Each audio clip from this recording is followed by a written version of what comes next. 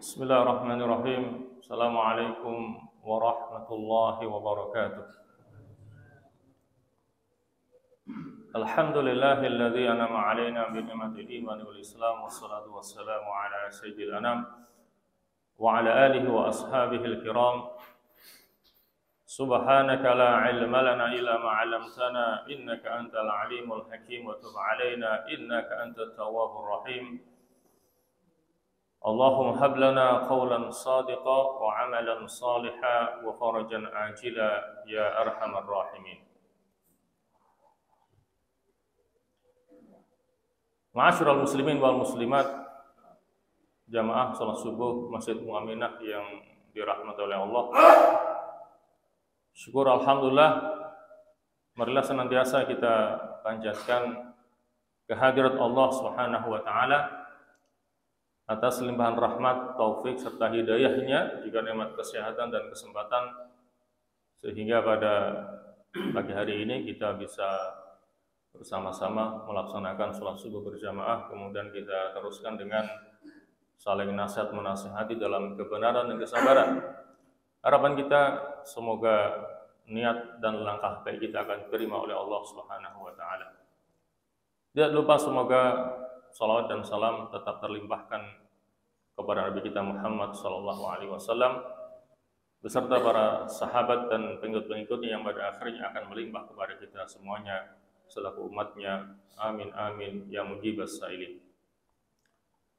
Jamaah sekalian yang dirahmati Allah, pagi ini seharusnya yang mengisi adalah Ustaz Nur Khosin karena beliau ada keperluan pergi keluar kota, sehingga saya diminta untuk menggantikannya.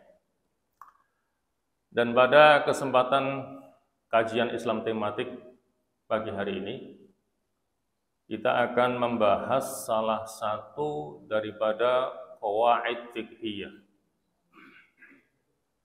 Qawaid jamak daripada qaidah, yang artinya dasar ataupun asas. Sehingga qawaid fiqhiyah artinya dasar-dasar atau asas-asas yang berkaitan dengan masalah fikih. Satu kaidah yang akan kita bahas adalah al-adlu fil ibadati min akbari maqasidis syar'i.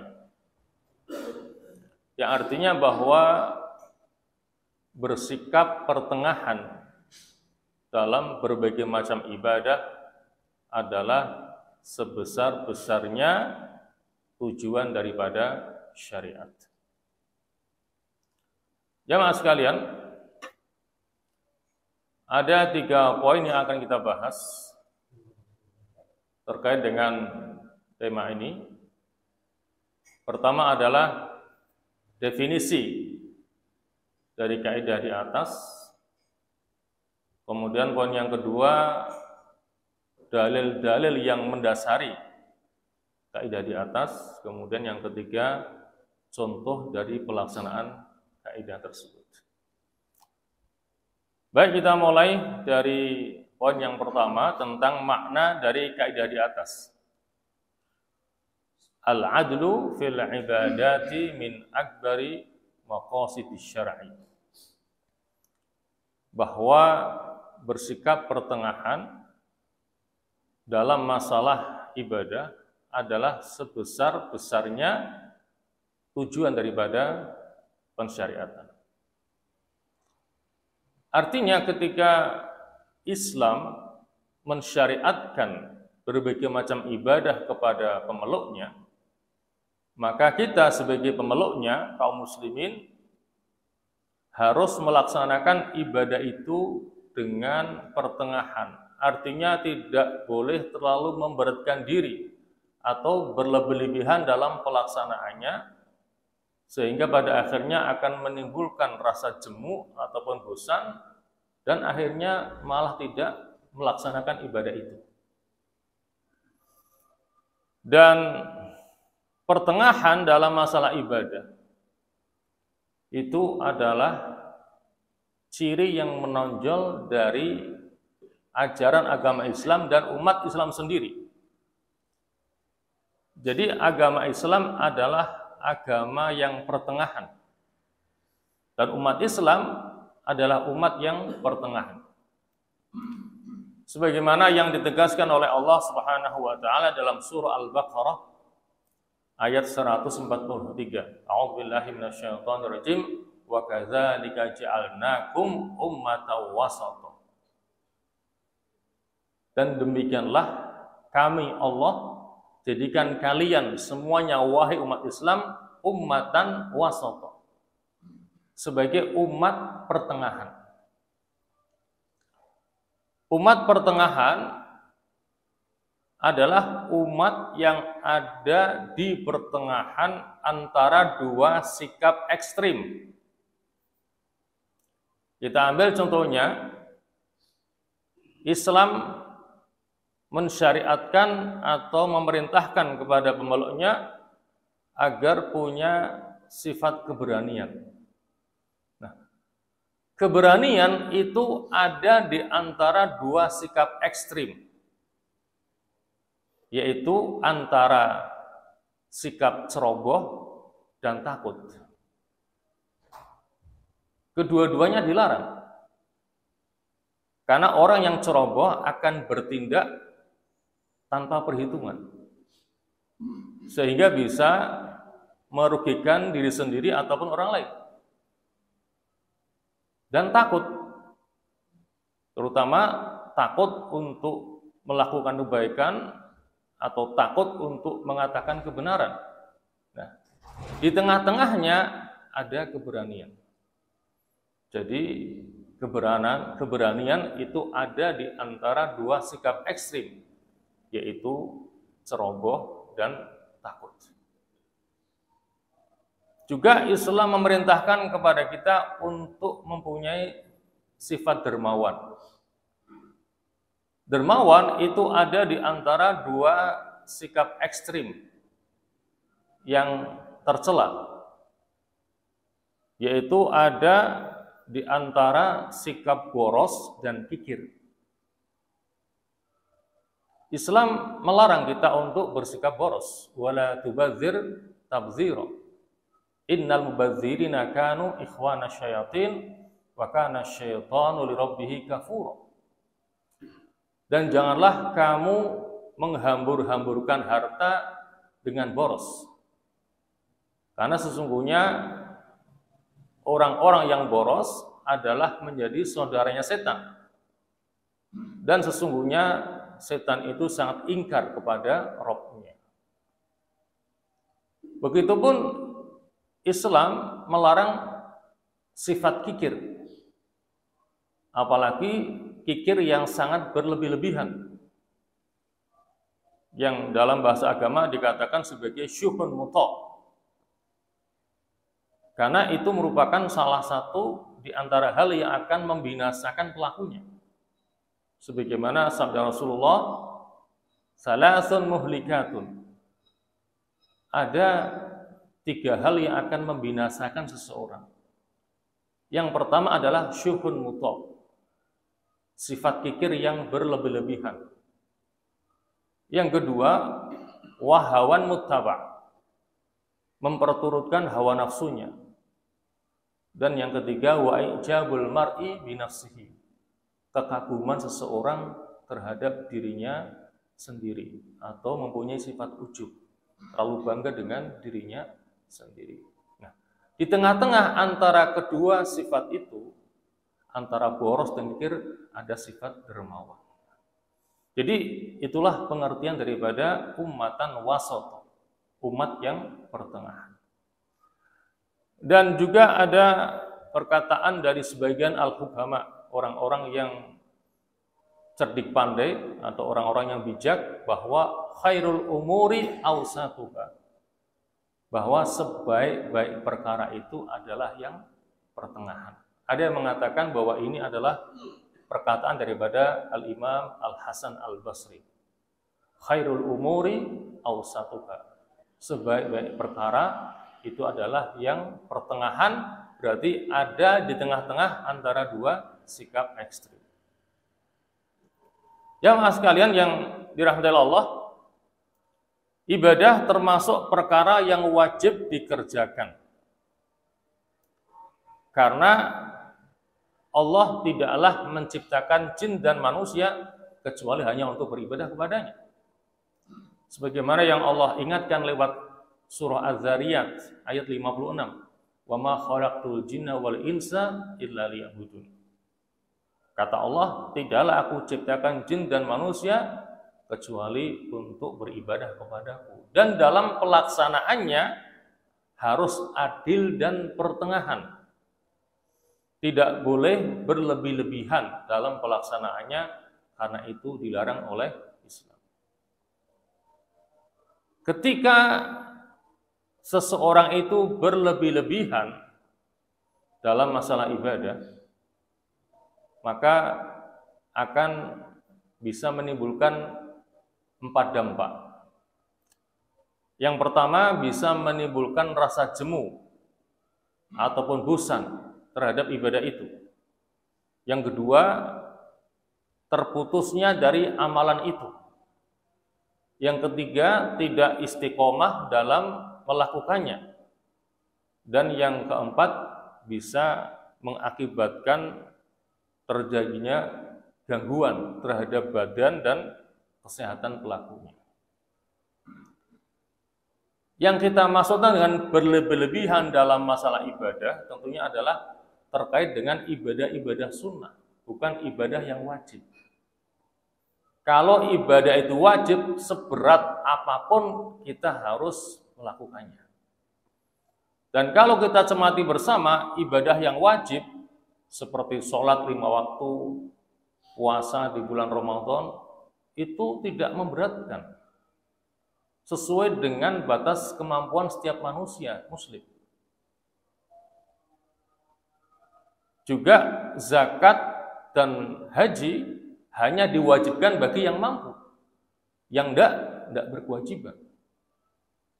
Jadi masalah berlebih-lebihan dalam ibadah ini berkaitan dengan ibadah-ibadah sunnah. Kita ambil contoh. Ketika seseorang berlebih-lebihan dalam masalah ibadah sunnah seperti puasa. Seseorang memaksakan dirinya untuk melaksanakan puasa Daud misalnya. Sehari puasa, sehari tidak. Sebetulnya dia tidak mampu. Tetapi karena ingat sabda Nabi bahwa sebaik-baik puasa adalah puasa Daud, maka dia paksakan diri. Bagaimana caranya agar bisa melaksanakan puasa Daud ini?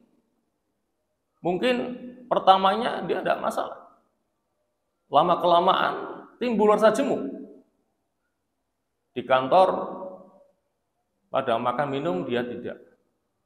Di rumahnya sama juga. Keluarganya makan minum dia tidak sendiri. Akhirnya timbul rasa jemu, bosan. Bisa jadi akhirnya dia malah meninggalkan puasa sunnah sama sekali. Gara-gara dia berlebih-lebihan, memaksakan diri dalam melaksanakan ibadah sunnah.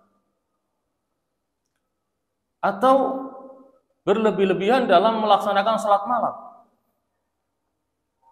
Ya, dia paksakan sholat setiap malam paling tidak minimal 2 jam atau sampai 3 jam. Ya. Karena Allah mengatakan wa minal laili fatahajjad bihi nafilatan lak asa ayyab'atsaka rabbuka maqaman mahmuda. Dan dari sebagian malam sholat tahajudlah kamu sebagai taman ibadah bagimu, semoga Allah akan memberikan kepadamu maqaman mahmuda, kedudukan yang terpuji. Karena dia ingin mendapatkan kedudukan yang terpuji, dia paksakan dengan memberatkan diri dalam melaksanakan sholat malam. Dia targetkan harus tiap malam minimal 2-3 jam. Awalnya mungkin bisa, lama-lama kok capek juga. Ya. Yang dikhawatirkan timbul rasa jemu, malah akhirnya dia meninggalkan sholat malam sama sekali. Jadi itulah yang ditakutkan dari berlebih-lebihan dalam masalah ibadah sunnah.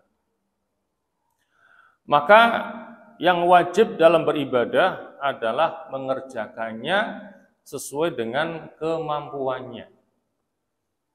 Yang perlu kita garis bawahi, kemampuannya ini adalah secara umum, bukan standar pribadinya. Kalau standarnya pribadinya, seringkali kita mengatakan tidak mampu. Ya, maka standarnya adalah standar umum. Jangan ngukur dirinya sendiri. Ya. Secara pertengahan dan tidak berlebih-lebihan. Hendaknya seseorang tidak memberikan tekanan kepada dirinya sendiri dengan sesuatu yang melampaui batas kemampuannya, sehingga mengakibatkan madarat terhadap agama dan dunianya. Tadi kita contohkan seseorang yang memaksakan diri untuk melaksanakan puasa Daud, padahal dia tidak mampu. Endingnya itu bisa menimbulkan madarat terhadap agama dan dunianya. Madarat terhadap agamanya, pada akhirnya dia mutung, ya, timbul rasa jemu, bahkan tidak melaksanakan puasa sunnah sama sekali. Madarat terhadap dunianya, karena dia paksakan puasa Daud, padahal tidak mampu, akhirnya apa? Tidak maksimal dalam bekerja di siang harinya, sehingga tidak bisa memberikan nafkah yang maksimal kepada keluarganya.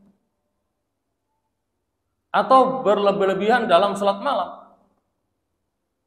Madarat terhadap agamanya, akhirnya dia jemu, malah meninggalkan salat malam sama sekali. Karena kurang tidur, karena semalaman salat malam, siangnya ngantuk, sehingga tidak bisa bekerja dengan maksimal. Itu madarat kepada dunianya. Jamaah sekalian yang dirahmati Allah, baik, kita masuk kepada poin yang kedua tentang dalil yang mendasari kaidah di atas tadi. Di sini kita sampaikan 3 buah hadis.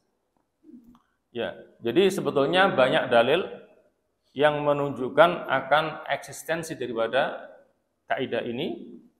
Kita sampaikan di sini 3 di antaranya. Hadis yang pertama adalah hadis yang sumbernya dari sahabat Anas bin Malik, yang diriwayatkan oleh Imam Bukhari dan Muslim, di mana Anas bin Malik berkata, "Ja'a salasatu rahtin." Telah datang 3 orang ila buyuti azwajin Nabi sallallahu alaihi wasallam, ke rumah-rumahnya istri Rasulullah sallallahu alaihi wasallam. Yas'aluna an ibadatin Nabi sallallahu alaihi wasallam. Mereka menanyakan kepada para istri Nabi tentang bagaimana ibadahnya Nabi, terutama di rumah. Jadi ceritanya 3 orang ini melakukan investigasi, ingin mengetahui bagaimana ibadah Nabi di rumahnya. Karena yang paling mengetahui ibadah Nabi di rumah ya para istrinya. Falamma ukhbiru, maka ketika mereka dikabari tentang bagaimana ibadahnya Rasulullah sallallahu alaihi wasallam, taqaluha, maka mereka merasa tidak ada apa-apanya ibadah mereka bila dibandingkan dengan ibadah Rasulullah sallallahu alaihi wasallam. Misalnya ketika Aisyah menceritakan bahwa saking lamanya berdiri Nabi ketika sholat malam sampai bengkak-bengkak kedua telapak kakinya yang mulia. Itu kan menunjukkan beliau sangat lama ketika berdiri sholat malam. Ya. Belum lagi dengan ibadah-ibadah yang lainnya. Faqalu, maka ketiga orang tadi mengatakan, wa aina nahnu minan Nabi sallallahu alaihi wasallam. Apalah kita dibandingkan dengan Nabi? Kita ini tidak ada apa-apanya, ibadah kita tidak ada apa-apanya bila dibandingkan dengan ibadah Rasulullah sallallahu alaihi wasallam. qad ghufira lahu ma taqaddama min dzambihi wa ma ta'akhkhar. Beliau adalah seseorang yang telah diampuni dosanya yang telah lalu dan yang akan datang. Beliau seorang nabi dan rasul. Beliau adalah seorang yang telah dijamin surganya oleh Allah. Tetapi ibadahnya seperti itu. Salat malamnya begitu lama ketika berdiri sampai kedua telapak kakinya bengkak. Sehingga mereka merasa bahwa ibadahnya masih kalah jauh dengan Rasulullah Shallallahu Alaihi Wasallam. Karena mereka merasa sebagai orang biasa, tidak ada jaminan surga buat mereka. Juga tidak ada jaminan bahwa dosa mereka yang telah lalu dan akan datang akan diampuni oleh Allah Subhanahu wa taala. Qala ahaduhum, sehingga salah seorang di antara mereka mengatakan, amma ana fa inni ushallil laila abadan. Kalau begitu, saya berjanji akan sholat sepanjang malam, tidak akan tidur. Wa qala akharu, sementara yang lainnya mengatakan, ana asumud dahro. Kalau begitu saya akan puasa sepanjang masa, tidak akan berbuka. Wa qala akharu, dan yang lainnya mengatakan lagi, ana a'tazilun nisa fala atazawwaju abadan. Saya akan menjauhi wanita dan tidak akan menikah untuk selama-lamanya. Artinya dia ingin membujang, karena dianggapnya ketika punya keluarga, dia akan sibuk dengan urusan keluarganya, sehingga tidak maksimal dalam beribadah kepada Allah Subhanahu wa ta'ala. Nah, setelah ketiga orang itu menyampaikan tekadnya masing-masing untuk berlebih-lebihan dalam beribadah kepada Allah, faja'a Rasulullah sallallahu alaihi wasallam ilaihim. Lalu datanglah Rasulullah menemui mereka. Artinya Nabi mendengar ucapan ketiga orang itu dengan tekadnya masing-masing. Ada yang mau sholat sepanjang malam, ada yang mau puasa sepanjang masa, ada yang tidak ingin menikah. Faqala, maka Nabi mengatakan, antumul ladzina qultum kadza wa kadza. Apakah kalian yang tadi mengatakan begini-begini? Berjanji untuk sholat sepanjang malam, untuk puasa sepanjang masa, tidak akan menikah. Ama wallahi inilah akhsyakum lillah. Demi Allah, kata Nabi, aku adalah orang yang paling takut kepada Allah. Wa atqakum lah, dan aku adalah orang yang paling bertakwa kepada Allah. Lakini, akan tetapi aku asumu wa uftir. Aku berpuasa juga berbuka. Artinya Nabi tidak berpuasa sepanjang masa. Meskipun Nabi banyak dan sering melakukan puasa sunnah. Ketika pagi-pagi tanya kepada istrinya apakah ada makanan, dijawab tidak ada. Maka Nabi mengatakan ana shaimul yaum. Kalau begitu hari ini saya berpuasa. Tetapi Nabi tidak puasa sepanjang masa. Berpuasa juga berbuka. Wa usalli wa arqud. Aku sholat juga aku tidur. Tidak sholat sepanjang malam. Terkait dengan sholat malamnya Nabi, ada riwayat yang mengatakan bahwa sholat malam Nabi baik pada bulan Ramadan ataupun selain bulan Ramadan tidak lebih dari 11 rakaat. 4 rakaat, kemudian 3 rakaat. Ada lagi yang mengatakan 13 rakaat. Artinya Nabi melaksanakan 2 rakaat sebanyak 6 kali, berarti 12 ditambah witir 1 rakaat. Itu Nabi lakukan baik di bulan Ramadan ataupun di bulan yang lainnya. Antara 11 rakaat sampai 13 rakaat, tidak lebih dari itu. tetapi berdirinya lama sekali. Ya, itu yang sampai mengakibatkan kedua telapak kakinya bengkak. Kemudian wa atazawwajun nisa, dan aku juga menikah dengan beberapa wanita. Faman raghiba an sunnati falaysa minni, maka barang siapa yang berpaling, tidak suka dengan sunnahku, maka dia bukan termasuk golonganku. Itu dalil yang pertama. Sekarang kita sampaikan dalil yang kedua, yaitu sebuah hadis yang sumbernya dari sahabat Abdullah ibn Amr ibn al-As. Juga diriwayatkan oleh Al-Bukhari dan Muslim. Dengan redaksi sebagai berikut. An Abdullah ibn Amr ibn al-As radhiyallahu anhuma.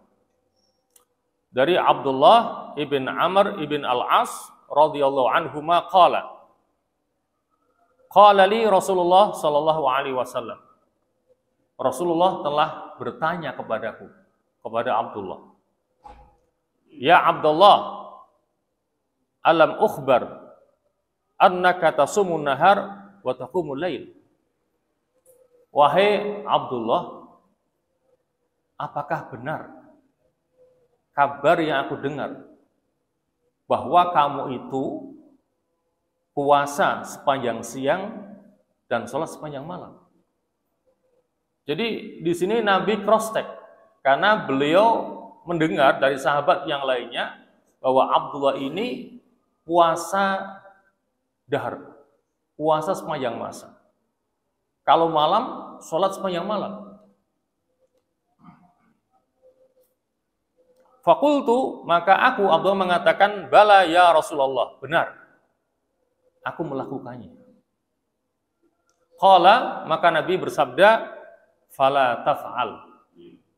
Jangan kamu lakukan lagi. Puasa sepanjang siang, sholat sepanjang malam. Sum wa aftir. Berpuasalah dan berbukalah. Wakum wanam. Sholatlah dan tidurlah. Fa inna li jasadika alaika haqqan. Karena sesungguhnya jasadmu punya hak atas kamu. Jadi jasad kita ini punya hak yang harus kita penuhi, yaitu istirahat, dikasih makan. Kalau seseorang puasa sepanjang masa, berarti dia tidak memberikan hak kepada jasadnya, memberikan makanan yang sebanding. Juga tidak memberikan hak badannya untuk istirahat, karena dia sholat sepanjang malam. Maka Nabi ingatkan kepada Allah, ingat bahwa jasadmu itu punya hak yang harus kamu penuhi.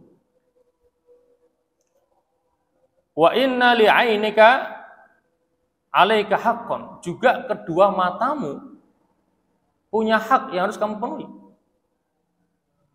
Ya. Kalau seseorang tidak tidur, sholat sepanjang malam, berarti dia tidak pernah memejamkan matanya. Padahal matanya punya hak untuk dipejamkan dengan tidur malam itu. Wa inna li zaujika 'alaika haqqan. Dan juga istrimu punya hak yang harus kamu penuhi. Kalau kamu puasa sepanjang masa, tidur sepanjang malam, kapan akan bergaul dengan istrimu? Padahal istrimu punya hak yang harus kamu penuhi. Wa inna li zaurika 'alaika haqqan. Dan juga bagi tamumu punya hak yang harus kamu penuhi. Karena di antara hak seorang tamu, tuan rumah harus menghormatinya. Man kana yu'minu billahi wal yawmil akhir falyukrim dhaifahu. Ya, barang siapa yang mengaku beriman kepada Allah dan hari akhir, maka hendaknya dia memuliakan tamunya. Di antaranya apa? Dengan memberinya makanan dan minuman yang pantas. Nah, kalau dia puasa sepanjang masa, dia tidak bisa menghormati tamunya dengan memberikan makanan dan minuman. Ketika dia menyuguhi tamunya dengan makanan dan minuman, kemudian dia sendiri yang mau makan dengan alasan dia masih berpuasa, otomatis tamunya tidak enak makan sendirian, ya kan? Dipersilahkan makan, tapi tuan rumah tidak mau makan. Mengapa? Saya masih berpuasa, dan itu dilakukan sepanjang masa. Berarti dia tidak bisa memberikan hak kepada tamunya itu dalam rangka menghormatinya, memberinya makanan dan minuman. Jadi tamu pun punya hak untuk dihormati. Maka Nabi mengingatkan, wa inna bihasbika antasuma kulla syahrin salasata ayyam. Sesungguhnya cukup bagimu wahai Abdullah untuk berpuasa 3 hari dalam setiap bulannya. Tidak usah sepanjang masa. Cukup kamu berpuasa sunnah sebulan 3 hari. Fa innalaka bikulli hasanatin asyra amsalihha. Karena sesungguhnya setiap hasanah, setiap kebaikan itu akan dilipat gandakan pahalanya 10 kali. Fa inna dzalika siyamud dahri. Maka sesungguhnya itu adalah puasa sepanjang masa. Jadi kalau orang mau berpuasa sunnah sebulannya 3 kali, misalnya pada Ayyamil Bid, ya, tanggal 13, 14, 15 bulan haram, bulan Hijriyah, itu sama dengan sudah puasa dahar. Karena dengan puasa 3 hari setiap bulannya sama dengan puasa 30 hari. Karena setiap puasa sehari nilainya 10 hari. Kalau itu dia istiqomah, lakukan sepanjang masa, sama dengan dia telah puasa sepanjang masa. Jadi tidak perlu untuk puasa sepanjang masa, setiap harinya.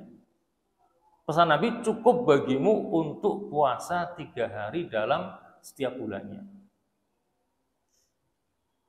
Fasyaddatu fasyaddata alayya. Tetapi Abdullah ngeyel. Dia minta ditambahi. Kemudian Nabi memberikan tambahan kepadanya. Dia mengatakan, ya Rasulullah, inni ajidu quwwatan. Wahai Rasulullah, aku lebih kuat dari itu.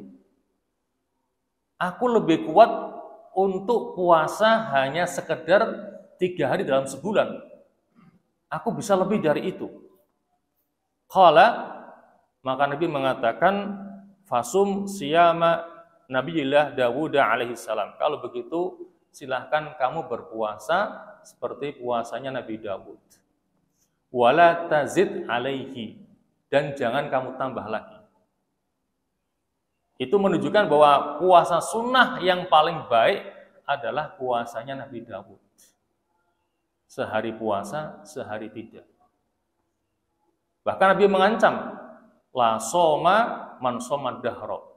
Tidak ada puasa bagi orang yang berpuasa sepanjang masa. Berarti hukumnya tidak boleh.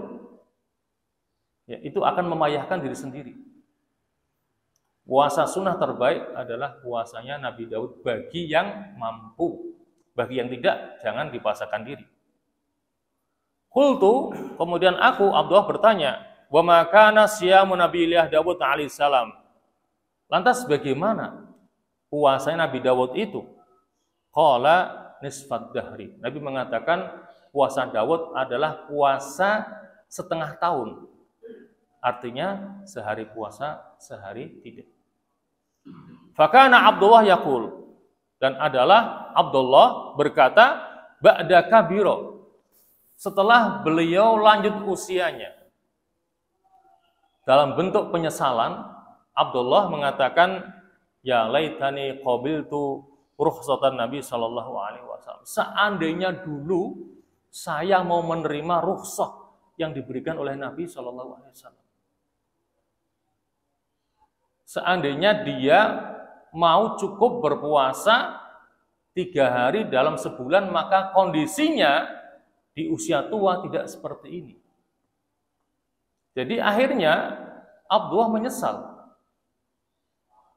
Dari awalnya puasa dahar, kemudian memaksakan diri puasa Daud. Ternyata di usia tuanya dia kelelahan. Maka dia menyesal. Kenapa dulu saya tidak menerima rukhsah yang diberikan oleh Nabi? Cukup berpuasa sunnah 3 hari dalam 1 bulannya. Jadi dia menyesal setelah tua, barangkali karena diforsir sehingga mungkin kelelahan atau sakit-sakit atau yang lainnya. Ya. Jadi intinya kita diperintahkan untuk melaksanakan puasa sunnah, tetapi dengan cara tidak memberatkan diri. Silahkan dipilih. Jadi mungkin standar minimalnya itu adalah puasa Ayyamil Bid, ya. 3 hari dalam 1 bulan. Itu sudah cukup untuk detox itu, untuk mengeluarkan racun dalam tubuh. Apalagi bisa Senin Kemis. Artinya apa? Kalau orang puasa sunnah Senin Kemis, berarti dalam sebulannya selama 8 hari. Kan ada 4 minggu, seminggunya 2 kali. Artinya lebih bagus daripada cuma 3 hari dalam 1 bulannya. Jadi silakan dipilih. Standar minimalnya adalah 3 hari dalam 1 bulan. Atau 8 hari dengan Senin Kemis. Dan paling utama, paling bagus adalah sehari puasa, sehari tidak bagi yang mampu untuk melaksanakannya. Jamaah sekalian, kemudian hadis yang ketiga, hadis Buraidah al-Aslami, yang diriwayatkan oleh Imam Ahmad bin Hanbal. An Buraidah al-Aslami qala, dari Buraidah al-Aslami qala, dia berkata, qala Rasulullah sallallahu alaihi wasallam, Rasulullah bersabda, alaikum hadyan, hendaknya kalian mengikuti petunjuk. Jadi dalam beribadah tidak boleh ngarang sendiri. Harus sesuai dengan petunjuk. Kemudian qasidan, artinya beramal dengan sewajarnya. Tidak berlebih-lebihan. Fa innahu man yusyadda hadad dina yaglibhu. Karena sesungguhnya barang siapa yang memperberat diri dalam agama ini, pasti dia akan kalah. Makanya jangan memaksakan diri dalam melaksanakan ibadah sunnah sampai akhirnya memberatkan diri sendiri. Kalau dia paksakan, pasti dia akan kalah. Ya. Itu 3 hadis yang merupakan landasan daripada kaidah di atas tadi. Al-adlu fil ibadati min akbari maqasidi asy-syar'i. Nah, sebagian ulama berpendapat bahwa memperbanyak amal ibadah adalah sesuatu yang diperbolehkan dan tidak makruh, tapi dengan syarat. Jadi orang itu bisa berlebih-lebihan dalam melaksanakan ibadah sunnah ketika memenuhi 3 syarat berikut ini. Kalau tidak bisa, ya sebaiknya jangan. Yang standar sajalah, ya, tidak perlu berlebihan. Yang pertama, hendaknya hal itu tidak menyebabkan kejenuhan. Jangan sampai karena kita memforsir ibadah sunnah, awalnya enjoy, kita merasa senang. Lama-lama timbul rasa jenuh, rasa bosan. Kok capek ya puasa Daud? Kok capek ya puasa salat malam sampai sekian jam? Karena jemu, bosan, akhirnya dia tinggalkan itu ibadah sunnah sama sekali. Tidak puasa sunnah, tidak sholat malam, gara-gara jemu. Ketika dia tidak merasa jemu dan bosan, ya silakan saja. Tetapi dikhawatirkan ketika dia memayahkan diri, akan timbul rasa bosan. Karena walau bagaimanapun kita manusia biasa, bukan manusia biasa ya, bukan malaikat. Ya. Dikhawatirkan itu, ya, akan timbul rasa bosan dan jemu sehingga meninggalkan ibadah itu sama sekali. Yang kedua, tidak memberatkan diri di luar kemampuannya. Artinya seseorang bisa mengukur batas kemampuannya seberapa. Usahakan sesuai dengan kemampuannya, jangan memaksakan diri di luar batas kemampuannya. Kemudian yang ketiga, tidak menyebabkan meninggalkan perkara yang lebih penting. Misalnya begini, orang memaksakan diri sholat malam sampai berjam-jam. Sebelum subuh karena capek dia tidur, akhirnya malah subuhnya kesiangan. Berarti kan dia meninggalkan yang lebih penting, yang lebih wajib, yaitu sholat subuh tepat pada waktunya. Gara-gara sholat malam dari jam 1 sampai menjelang subuh. Jam 4 capek tidur. Bangun-bangun jam 6. Akhirnya dia melaksanakan sunnah, meninggalkan yang wajib. Akhirnya apa? Subuhnya kesiangan. Maka jangan sampai itu terjadi. Ya, menyebabkan meninggalkan perkara yang lebih penting.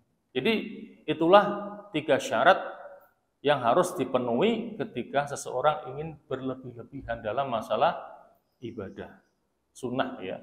Kalau tidak terpenuhi ya sebaiknya dalam batas yang wajar, standar lah, tidak perlu berlebih-lebihan. Ya mas sekalian, kemudian yang terakhir ini adalah contoh penerapan kaidah di atas. Meskipun sudah tadi kita singgung, kita bacakan, kita berikan 2 contoh. Yang pertama, berpuasa terus-menerus atau sholat malam terus-menerus sehingga menyebabkan badannya lemah dan tidak bisa melaksanakan kewajiban-kewajibannya. Ya. Karena badan kita punya hak untuk istirahat, untuk tidur. Kalau dipaksakan nanti akan membuat badan lemah atau bahkan mungkin jatuh sakit sehingga dia tidak bisa melaksanakan tugas dan kewajibannya, bekerja, cari nafkah atau yang lainnya. Contoh yang kedua, mengeluarkan semua hartanya untuk disedekahkan. Namun kemudian akhirnya dia minta-minta kepada manusia. Ya. Kita tidak levelnya Abu Bakar. Ya. Kalau Abu Bakar, dia mensedekahkan semua harta kekayaannya. Ketika Nabi bertanya kepadanya, lantas apa yang kamu tinggalkan untuk keluargamu? Kalau semua hartamu kamu sedekahkan. Dengan entengnya Abu Bakar mengatakan, aku tinggalkan kepada mereka Allah dan Rasulnya. Selama mereka punya Allah dan Rasulnya cukup bagi mereka. Itu standarnya Abu Bakar, bukan kita. Maka jangan sampai ingin mendapatkan fadilah sedekah, dia sedekahkan semua hartanya, namun pada akhirnya dia malah minta-minta kepada orang lain. Ini adalah 2 contoh ya penerapan daripada kaidah di atas tadi. Jadi intinya kaidah di atas tadi yang sudah kita bahas, al-adlu fil ibadati min akbari maqasid syar'i, menekankan kepada kita bahwa kita tidak boleh dilarang berlebih-lebihan ya dalam melaksanakan ibadah sunnah, bukan ibadah wajib. Kalau ibadah wajib, seberat apapun kita harus melakukannya. Karena dikhawatirkan kalau kita berlebih-lebihan tadi itu akan menimbulkan rasa jemu, akhirnya kita tidak istiqomah, bahkan bisa meninggalkan ibadah itu sama sekali dan mungkin akan berdampak kepada kesehatan badan kita. Barangkali itulah yang bisa kita kaji.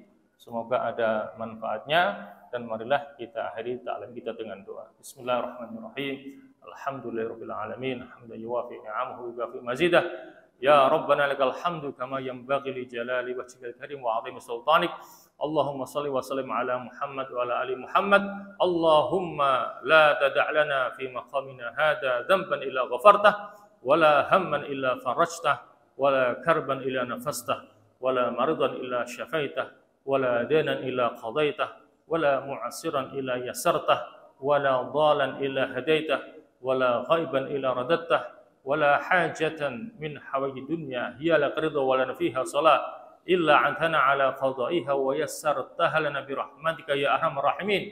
Allahumma ja'al ijtima'ana hadha ijtima'an marhuma waj'al tafarruqana ba'dahu tafarruqan ma'suma wa la taj'al fina wa la ma'ana syaqiyan wa la mahruma. Allahumma la tufarriq hadha al-jam'al mubarak fi hadha al-makan al-mubarak illa bi dhanbin maghfur wa 'aibin mastur wa 'amalin mutaqabbalin mabrur ya aziz ya ghafur ya rabbal alamin. Allahumma hadha du'a wa minkal ijabah ya sami'ad du'a ya dzal mani wal ata. Wa sallallahu ala Muhammadin wa alihi wa sahbihi wasallam. Walhamdulillahi rabbil alamin. Wassalamu alaikum warahmatullahi wabarakatuh.